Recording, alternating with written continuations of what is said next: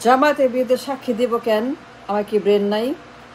আমি যখন দেখলাম যে এটা ছিল অকুপেশন ওয়ার, দখল যুদ্ধ, ইন্দিরা গান্ধীর একটা ষড়যন্ত্র, পাকিস্তান ভেঙে দুই টুকরা করে তারা দখল করবে, যখন ফিল করলাম দর্শনে এই ষড়যন্ত্র জামায়াতের বিরুদ্ধে, ট্রাইব্যুনাল গেলাম, দেখলাম, পার্লামেন্টে গেলাম, সেখানে কথা হলো অনেকের সঙ্গে, মন্ত্রী মিনিস্টার আমারে বলল তাদের ইন্টেনশন কি, মেরে ফেলবে, ঝুলাবে, লটকাবে, শেষ করে দিবে, বাতিল করবে।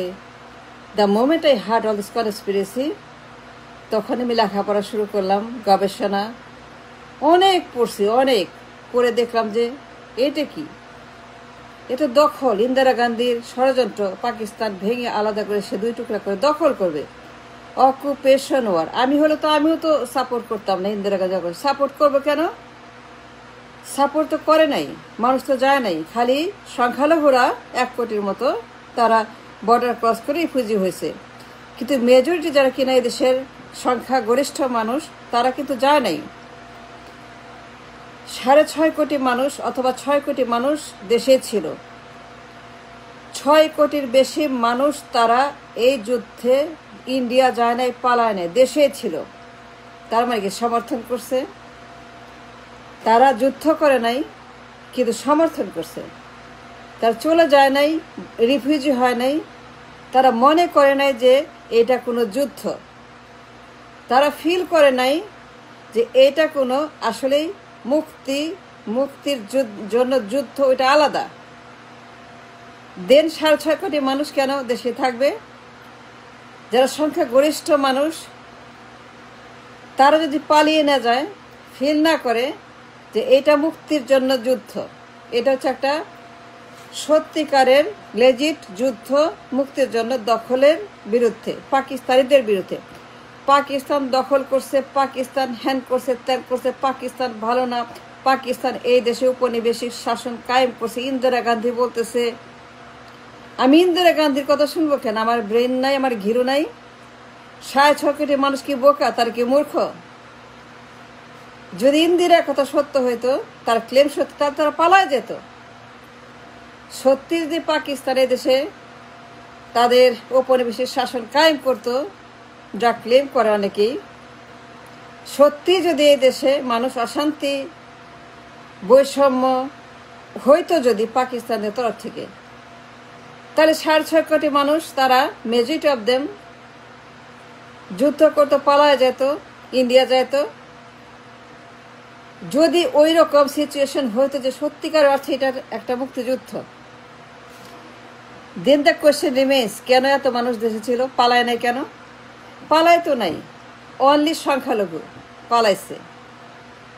তখন যারা সংখ্যালঘু ছিল ইন্ডিয়া গেছে, বিকজ তারা ফিল করছে Indo Pak war number 4, Hindustan পাকিস্তানের যুদ্ধ নাম্বার 4, ইন্দো পাক ওয়ার 4টা হয়েছে, সিন্স 47 4টা যুদ্ধ হয়েছে। আপনার ব্রিটিশের পরে 4টা যুদ্ধ হয়েছে ইন্দো পাক ওয়ার। এটা ছিল যে last Indo Pak war, to divide the Pakistan and get into the Bengal, make it a greater Bengal, Paschimbanga Purbabanga unite করে। তো আমি তো লেখাপড়া করি, আমার টাকার দরকার নাই, আমি মন্ত্রী চাই না, এমপি চাই না, টাকা চাই না, ব্যাংক চাই না, পত্রিকা চাই না, আমি কিছুই চাই না, আমার কোনো কিছু দরকার নাই, বিকজ আমার কোনো ডিমান্ড নাই, চাহিদা না, আমি নিজেরটা এনাফ। তো আমি কেন সাপোর্ট করবো একজনকে মেরে ফেলবে, ঝোলাবে টাকার জন্য? নিজে মরে যাব, জীবন দিব, নিজে ঝুলবো, কিন্তু আমার সাক্ষীতে কোনো লোক ঝুলবে না। আমি আমার কাছে ক্লিয়ার, আমার জন্য কেউ ঝুলে নাই। যারা ঝুলাইছে তারা মন্ত্রী হয়েছে, এমপি হয়েছে, ব্যাংক পাইছে, টাকা পাইছে, পত্রিকা পাইছে, কিন্তু আমার জন্য কোনো লোক ঝুলে নাই। I am so proud of it. মামলা দিছে, হ্যারাস করছে, দখল করতে গেছে, আমাকে রেড নোটিশ দিছে, রেড অ্যালার্ট, রেড কার্ড, ঢুকতে দিবে না, দখল করবে আমার বাড়ি। মামলা দিছে বাড়ির উপরে, মামলা খাইছে জামায়াতের জন্য, জামায়াত ইসলাম আমার এক পেনিও দেয় নাই, because I don't need it. I am enough to support my claim and my hunger. আমার রুটি রোজগারের জন্য কারো কোনো সাহায্যের দরকার না। I am myself enough strong and enriched in my brain. Allah brain দিছে, বললেই হবে এটা মুক্তিযুদ্ধ। কেন বিশ্বাস করে মুক্তিযুদ্ধ? যখন দেখলাম মেরে ফেলবে, ঝুলাবে, জামায়াতকে শেষ করবে, তখন আমি বুঝে গেলাম এটা তো একটা গুজব, এটা একটা শয়তানি, এটা একটা বদমাইশি ষড়যন্ত্র, এটা একটা হচ্ছে আপনার যে শেখ মুজিবুর রহমানের দলটার নাম জানে কি, আওয়ামী লীগ। আওয়ামী লীগ আছে ইন্দিরা গান্ধীর একটা মানে জয়েন্ট ভেঞ্চার সিকিম বানানোর।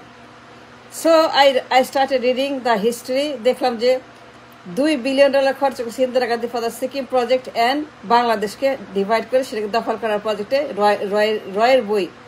রয়ের বইটা পড়লাম, তারপরে গুগলে সার্চ করলাম, দেখলাম ইন্দিরা গান্ধীর শয়তানি। সে শয়তানি করছে, ভাগ করছে, দখল করছে। ইট ইজ সেপারেটিস্ট মুভমেন্ট, দখল যুদ্ধ, অকুপেশন ওয়ার। আমি হইলে পরে তখন যদি আমি সংখ্যা গরিষ্ঠ হইতাম, আমি যদি তখন থাকতাম, আমি হইলে পরে আমিও জামায়াতের মতো এর বিরুদ্ধে আমার ওপিনিয়ন, হয়তো যুদ্ধ করতাম না, কিন্তু আমি সাপোর্ট করতাম না ইন্দিরা গান্ধীর দখল যুদ্ধ। It is the occupation war. এরা শিশুও জানে। যদি 30 লক্ষ শহীদ হয়, সার্ভে করাইছি 5,000 টাকা খরচ করে, আমার পত্রিকার এডিটরকে সার্ভে করাইছি আমার এলাকাতে কত লোক মরছে 71 সার্ভে করেন। নয়া দিগন্তে ছাপাইছি, গ্রেটার এলাকাতে 900 মানুষ মারা গেছে। যদি 30 লক্ষ শহীদ হয় তাহলে পরে প্রত্যেক 25 জনে একজনকে শহীদ হইতে হবে। যদি 30 লক্ষ ক্লেম সত্যি হয়, যদি 30 লক্ষ মানুষ শহীদ হয়ে থাকে 71-এ, তাহলে পরে অ্যাকর্ডিং টু ইকোনমিস্ট পত্রিকা এবং অ্যাকর্ডিং টু আমার সার্ভে, অ্যাকর্ডিং টু আমার ইনভেস্টিগেশন, প্রত্যেক 25 জনে একজন করে মরতে হবে। জনসংখ্যার হার অনুযায়ী আনুপাতিক হারে ইফ ইউ ডিভাইড 7 কোটি মানুষ বাই 30 লক্ষ, প্রত্যেক 25 জনে একজন করে মরতে হবে। মরছে?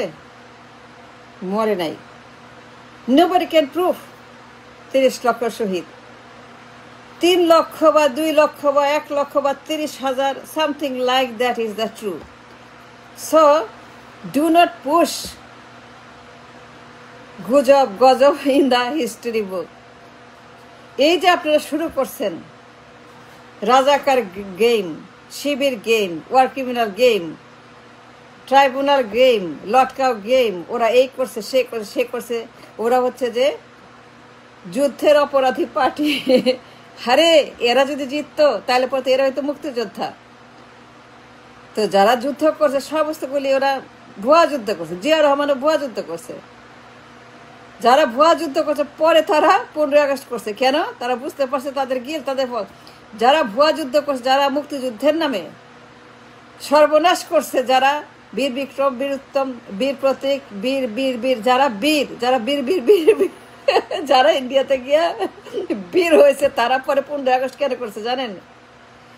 এই 15 আগস্টের কারণ হচ্ছে যে তারা ফিল করছে তারা ভুল যুদ্ধ করছে, ভুয়া যুদ্ধ। ইন্দিরা গান্ধীর দখল যুদ্ধ, সে দখল করার জন্য একটা গুজব রটাইছে যে পাকিস্তানিরা এই দেশে অত্যাচার করতেছে, গণহত্যা করতেছে, উপনিবেশ বানাইছে, বৈষম্য করছে, হ্যান করছে, ত্যান করছে। তো 10 সনে গিয়া, মানে 10 সনে যখন আওয়ামী লীগের সঙ্গে হানিমুন সম্পর্ক, হাসিনার সঙ্গে আমার সুইট সম্পর্ক, তখন আমি যখন গেলাম পার্লামেন্টে, গিয়ে দেখি যে আমি শুনলাম এক ভাইয়ের কাছে যে মাইরা ফেলবে জামায়াত ইসলামকে।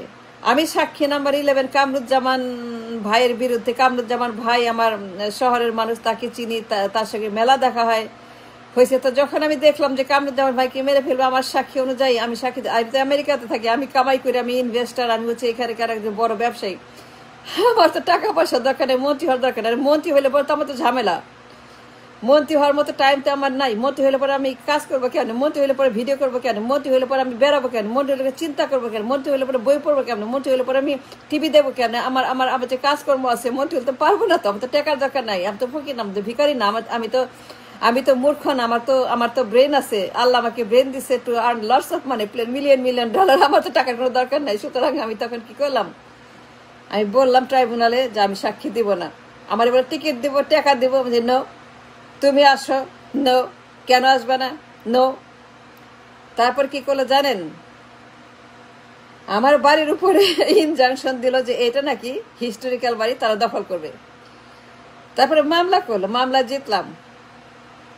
অ্যাবসলিউট খালাস। কি বলছে জানেন, মিনাফারা যদি জাজ কি বলছে জানেন, মিনাফারা যদি রাজাকার হয়, মিনাফারা যদি এইটা হয়, তাহলে পরে সবাই এটা। কারণ জাজ আমার লেখা বোধহয় পড়ছিল জনকণ্ঠে, তখন আমি জনকণ্ঠে রেগুলার কলাম লিখতাম মুক্তিযুদ্ধের পক্ষে, হাসিনার পক্ষে, আওয়ামী লীগের পক্ষে দর্শনের কথা বলছি। পরে আমি যখন এই দেখলাম যে এরা তো মারে ফেলবে, এরা তো আমার সাক্ষী দিয়ে, আমি তো কাউকে মারবো না, আমি তো কাউকে হত্যা করবো না, তাহলে তো আমি সারা জীবন জ্বলবো পুড়বো, আমার ঘুমাবে না, মাথা খারাপ হয়ে যাবে।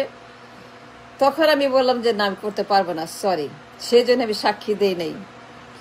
I feel proud that I made the decision that time that আমি কারো টাকা পয়সা, টেলিভিশন, পত্রিকা, bag, I don't need all of those. Thank you very much.